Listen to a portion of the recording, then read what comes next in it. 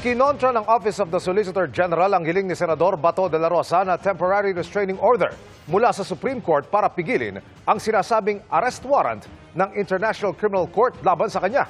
Sa komento nito sa korte, sinabi ng OSG na hindi raw nakapagpakita si de la Rosa ng aktual na kaso o kontrobersya at hindi rin umano nito natukoy ang anumang legal question na maaring aksyonan ng korte.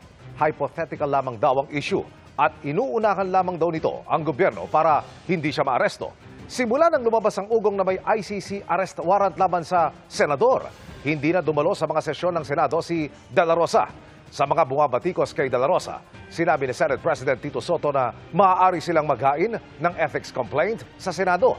Payo naman ni Senador Ping Lacson kay de la Rosa, kung wala itong balak sumuko, galingan na lamang raw ang pagtatago. Samantala, nagain din ang OSG ng manifestation para muling irepresenta sa korte ang mga opisyal ng gobyerno na inareklamo kaugnay ng pag-aresto kay dating Pangulong Rodrigo Duterte.